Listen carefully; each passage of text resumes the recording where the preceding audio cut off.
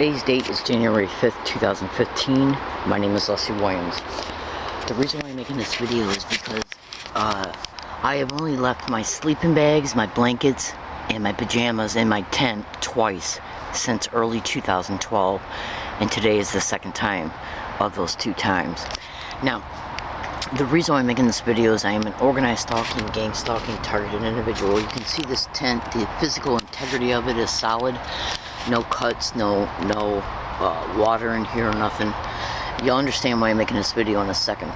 As a result of me being an organized stalking, gang stalking, targeted individual, targeted individuals are made homeless. You can go to Google and type in gang stalking, creating homelessness of targets, and look at how many Google numeric generated responses you'll get. And then when you have the time, you can scrutinize the blogs that come up in reference to targeted individuals' testimonies pertaining to how they've been made homeless as a result of being a gang stalking, organized stalking, targeted individual. Now, as a result of us being targeted and gang stalked to multiple different apartment complexes, motel rooms, we just finally give up and say, why go through all the money when I'm just going to lose what I am attempting to get and keep? Apartments, motel rooms, even rooms for rent. So the targeted individual just decides to go camping, which is what I do. Okay? Instead of going through the thousands and thousands of dollars that I have went through. I've been gang stalked to the last 4 apartments and at least 5 different motels. Absolutely. So, and this information is all over the internet. You can research it at your own leisure and your own discretion to see that I'm telling you the truth. Landlords and property owners can be brought on board in gang stalking, so can but not limited to. City inspectors, mail theft and mail delayment is another technique they use to create the homelessness. Postal workers.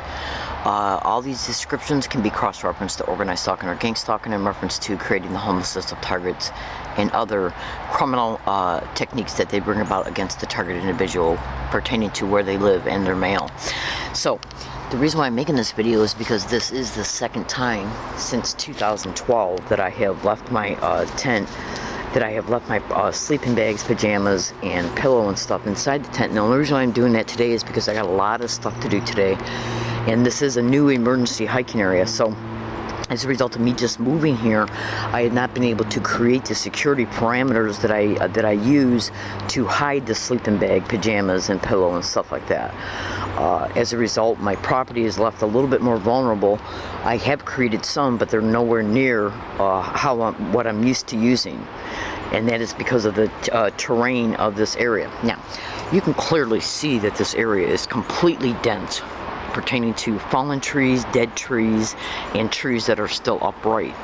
Now, it takes me almost 2.5 minutes just to walk out of here. And I'm not going to say how far away the entrance is, which is also the exit, but trust me, it's not far. But I will say this. Now, you can also see that I created this right here, okay? So if you were over here, you would not be able to see the tent from over there, okay? Now, the reason why I'm making this video is because I am already being gang stalked at this area. And check it out. Within a week and a half, 2 weeks of me moving here, they started calling my cell phone using 3 separate numbers now, one being private, and they have also sent me pornography on my phone. Absolutely. You wouldn't believe this shit, because they just, there's a great likelihood that them sending me these text messages is baiting me to run to the police, so the police can say, oh geez, we better research this number, and you better give us your number too. Now, as a result of them knowing my number, they can use any kind of technology to vector my GPS location and then come here and give me a ticket to move. Absolutely. And or arrest me. Absolutely. Or use third parties to be a buffer between me and them. Staged events. Absolutely, including with homeless men and or women, neighbors, kids, anybody. Organized stalking and gang stalking expeditions, when they stage events, which are called street theaters, that term can be Googled and cross-referenced to gang stalking, they will also stage the witnesses. And these little filthy rat-ass sewer rat-ass whores they will use anybody. Now, let me get my lockout so you can see that. What I'm going to be doing is locking this tent up. Now, I have read targeted individuals' blogs pertaining to, well, let me just put it to you this way. How do you think they're entering targeted individuals' homes when they're not at home to rearrange furniture, steal items, and then replace them later? They're getting through what? Locks. So if I come back to this area and the tent is sliced up or damaged in any way, stolen, or any property in it after it's locked up, then you're going to be able to say to yourself, how could they do that? See, in organized stalking and gang stalking expeditions, they will do anything and everything in order to be able to cause the target individual to live in the effects and the circumstances that they then eventually attempt to monopolize on, to exploit, and to exploit the target, while attempting to make it appear that the target is mentally ill, crazy, delusional. How could they get in your tent, Leslie, if it's got a lock on it? So that's why I'm talking about it first. Now, so what I'm going to do is literally lock this tent up before your eyes. Hold on a second.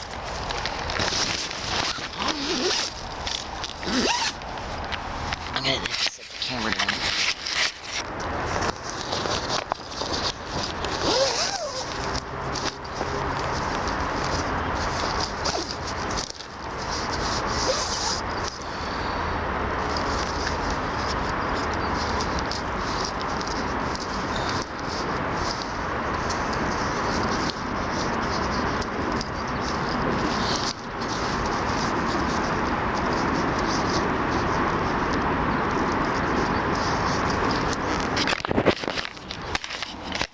So now you can see the tent is locked up. Okay. Now, this area, again, let me pull the flap down. Now, I'm going to go ahead and post this video on the internet, even if nothing happens, because the other information in this video is relevant even if they don't do anything to this tent or the property in it. Now, also pay close attention. I also have some property hidden close by, completely out of sight. If I come back to this area, this afternoon, and this tent is missing, damaged, or stolen, and/or a trespass notice put here, or if anybody is in the physical proximity acting like they're discovering it, or if any homeless people are congregated around it, and/or around this area, and/or around the entrance, which is also the exit, it'll be directly connected to gang stalking. Yesterday, I was inside this tent, and I was listening to my radio at an extremely low volume, and I heard a cell phone go off right over there. Right over there. And it was close, too. Now, they're also saying gang stalk, why don't you call the cops on her and get her out of here. I tweeted about it, I think it was on Christmas Day. I heard them say it. I'm not going to say how close they were. Excuse me. They said gang stalk, why don't you call the cops and get her out of here. So I made a tweet about it. Okay? And then about 4 hours later, they sent me a text messaging. They sent me a text message that parroted what I tweeted. And then I've gotten over 40 text messages from these freaks, and they're also sending me pornography. That's right. Also, my Instagram account, my YouTube account, CM Security, which is an online security feature I put on my phone, has, yesterday I got one that said there has been 72 attempts to get financial records for my phone. I don't use my phone for any type of financial transactions whatsoever. I'm not that stupid. Also, Instagram and YouTube sent me, through CM Security, sent me some information pertaining to somebody trying to access my accounts. Alright, so go to Google and type in UCSD and Law Library Are the Networking Gang Stalking. That's a blog title that holds at least anywhere between 50 to 70 videos of identical verbal harassment happening around me everywhere I go, every single day. And the type of verbal identical harassment that's in that blog is what's being sent to my phone. That's right, and they also text messaged me stating that they left some voicemail messages on my phone. I don't know how to access them yet, and to be honest with you, I don't even care to do it, because I already know what it's going to be about. It's going to be the same relation in reference to the themes of what the text messages are, and I don't want to, it's like, why would I want to check my voice messages when I already know it's going to be nothing but craziness, abuse, and whatever. They've also sent me text messages in reference to hacking into my bank account. Absolutely. They've also sent me death threats and threats that I'll be raped. Absolutely.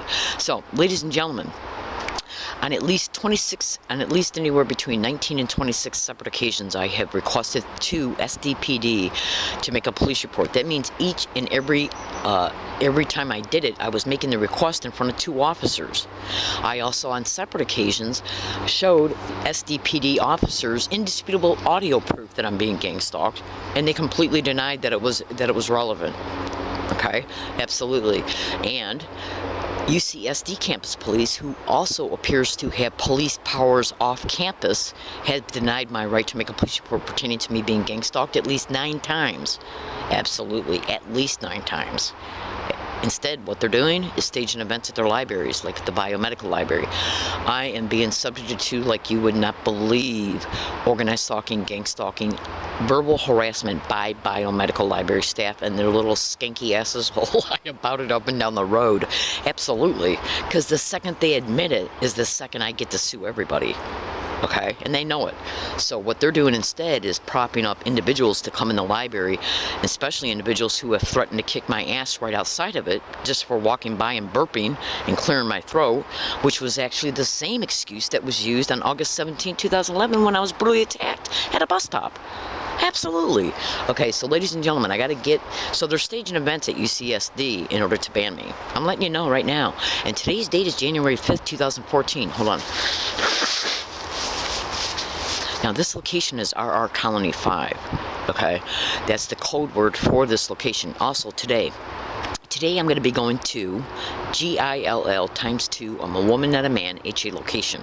I use code names that describe specific locations in order to hide the identity of where the location's at, so criminals that are outside of the gang stalking who might run across my videos and say, ooh, look, she's alone, we can victimize her. Okay, so I use coded words to describe the locations that I'm at. For that reason, and so when I predict what might happen at this area or the area I'm going to today to retrieve property from that I moved from, if I'm arrested, assaulted, robbed, raped, given an illegal lodging, well, since I'm not staying there no more, they can't give me an illegal lodging ticket, but they can give me a trespass notice. So what I do is predict what's going to happen concerning me, about me, around me, towards me, or against me before I leave for the day. And then if it occurs, it's caught on at least a tape recorder, which you can see right now. Now the tape recorder runs by date and time. This video file also has a time and date stamp. So once I turn this video file off and then go about my day, and if anything happens that I predict, like gang stalk, oh my God, being set around me anywhere I go today, definitely at Rouse Grocery Store up at La Jolla Village Square, the tape recorder will pick it up. Now it will show a later time on the same date in reference to the timestamp that's on the video file that I'm making right now. It'll show that I was stalked from this location to Rouse and to any other place like GILL times 2. I'm a woman, not a man, HA location, because I got to go there to retrieve some property that was left behind. Okay. Now, when I go there, we're going to see if any homeless men that have played a role in any previous gang stalking of me or any new ones create any kind of problems for me. That includes trying to steal my bike, assaulting me, robbing me, raping me, neighbors calling the police, anybody acting like they drove by and saw me coming in or going out. It will be directly connected to gang stalking, because what they attempt to do, see, all of this is brought about through the tracking and surveillance of the target, why the police act like they don't know your number. Oh my God. The criminality that is attached to this is just astronomical, felonious to the extreme. So what I do, again, is I predict what's going to happen concerning me, about me, around me, towards me, or against me along any of my routes for the day, like them propping up people along my path to say, gang stalk, oh my God, gang stalk. You would not believe the evidence I got from it happening around me at Rouse just in the past week and a half. I'm talking about massive repeating it in the same exact identical way. Now, doing that is one of their ways to intentionally let me know I'm being gang stalked, to mentally, psychologically mock me about it, to mentally, psychologically harass me concerning it, and to mentally, psychologically remind me that I'm a victim of it. Because every time I hear it, I'm reminded that I am a victim of it, because they're literally repeating the name of the crime. Gang stalk, oh my God, gang stalk crazy, gang stalk weird. And if you go to that blog, you'll see the videos in it that indisputably showed happening to me at multiple places, including UCSD and the San Diego Police Department headquarters and the San Diego City Council meeting chambers on August 23rd, 2014. In fact, even a reporter from Minnesota who's being gang stalked, Jessica Miles, KTPS or KPTS, she's a news reporter in Minnesota. She saw the videos of me being gang stalked inside the San Diego City Council meeting chambers the day Mayor Filner resigned. Okay, I was in there sitting in the front row. And when the city council convened to go discuss what they were going to do to Filner, I went outside to have a cigarette, and then when I went to go back in, they wouldn't let me back in. But I was in there before they convened to go in the back to discuss what they were going to do with them. They had already made up their minds anyways, but that was just a show to make the public think that they had a say in the matter. Now, the point being is that when I was sitting in the front row with all the computers, I whipped out my video camera and was recording everything that was happening around me, because it was happening around me. So I thought, well, I'll catch it on video. So I did. I caught it on at least 4 separate videos. Then when I left there, I went to UCSD, and I did a couple things that day, and then I think it was the next day I went back to UCSD Price Center, and I took the memory card out of the camera that caught all this shit happening around me inside the San Diego City Council meeting chambers, and they let me upload the videos. And then once they were uploaded, I decided to scan some of the other video files that were on that memory card so I could see if they were still necessary to keep, and if they weren't, I was going to erase them. They hacked into my computer and erased all those video files at UCSD Price Center. Now, Jessica Miles, a reporter from Minnesota who's being gang stalked in Minnesota. You can go to Google and type in Jessica Miles. It's either KTPS or KSPS or something like that. Minnesota reporter being gang stalked. She saw those videos online, okay, that were put in a blog, and she put that blog's link on her link. Now, ladies and gentlemen, this is what's happening to me. I'm a human trafficking target. I'm also a target for racketeering pertaining to illegal syndicated probate control, which is the reason why they create the homelessness. Okay? That's right. They try to claim you can't take care of yourself because you're homeless, while they attempt to say that you're homeless because you're mentally ill because you think you're being stalked by people you don't know. So that's why you got to go to that blog. The blog title again is UCSD and Law Library, Are They Networking Gang Stalking? Okay, absolutely. My name is Leslie Williams. I made this video in order to inform, to expose the truth. I am not mentally ill in any way. In fact, intentionally, deliberately, falsely diagnosing a target with a mental illness is all over the internet in reference to that being a gang stalking method. Also, I don't do drugs, I don't drink, I don't sleep around, I don't steal. I'm not involved in any illegal or criminal activity whatsoever. I'm a practicing Christian woman. This is happening to me by complete strangers in reference to the persons or group that is hosting this, and I have no doubt in my mind at all that it's in the system at the federal, state, and local level. So, we're going to see, as long as I am at this area, RR Colony 5, if any incidents happen concerning me, about me, around me, towards me, against me, and or my property, which also includes my bike, which is locked up and hidden and camouflaged at the entrance of the area that's within the location, pertaining to the location that this area is in. Now, you can clearly see as a result of all of this. In fact, I'm going to make one more last notation here for you. Walking over here, if you were to walk way over here, you can't see my tent. Okay? Now, the only thing you might be able to see a little bit is the top of it, but you would have to go out of your way to look at it over there, because I've done the same thing, making sure that I got all my bases covered. Ouch. Because what I'm doing by utilizing these strategies in reference to camouflaging the area that the tent's in and not leaving no garbage laying around, like the 2 bags that you saw over there, I'm taking with me when I leave. They're my garbage. Okay? So the point being is this: what I attempt to do is make this so difficult for them to have any type of excuses to know I'm here. It's what I'm doing is I'm bottlenecking, okay, their available excuses. And the only way that they're going to be able to say that they knew I was here is by using somebody directly to call the police.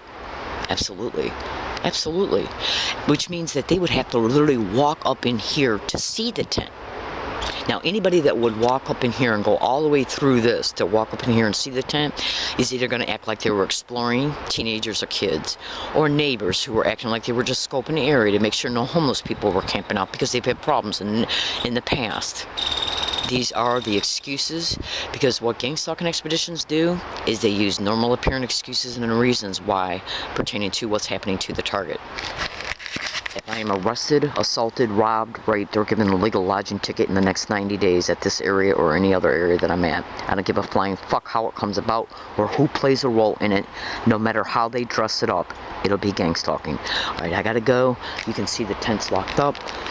and I mean it. This video goes for the next 90 days. I'm also 100% predicting that UCSD is going to stage another complaint and or incident and ban me from the biomedical from their libraries and or their campuses at least for a year. Absolutely. You would not believe, you just would not believe the involvement of UCSD in this. You just would not believe it. And I know why. In closing, go to Google and type in Curtis Webb, remote neural monitoring, okay, human trafficking, okay, and look for some blogs that come up pertaining to a woman who was raped by a doctor that went to UC Davis. He got her pregnant from the rape. She started hollering about child custody payments, so she then got gang raped, and then Curtis Webb, who's a member of the San Diego DA's office, got the California Protection Services after her, took her child and everything for pertaining to, on behalf of the doctor. Now the rape was gang stalking related. You probably just don't know it yet. Absolutely. And oh my God, you just would not believe what I know. Now, when you research that blog, print it out. Just print it out and trust me. Trust me. Keep that blog. Okay, just trust me on this. All right, so I started exposing Curtis Webb within a week before the incident occurred at GILL ×2 on the Woman Not a Man HA location, where UCSD and SDPD came down to the hiking area on November 10th and arrested me, even though I made a tweet 22 hours before predicting it. Absolutely. So make sure you go to that blog. All right, I'm in San Diego, California, La Jolla. Please say a prayer for my safety.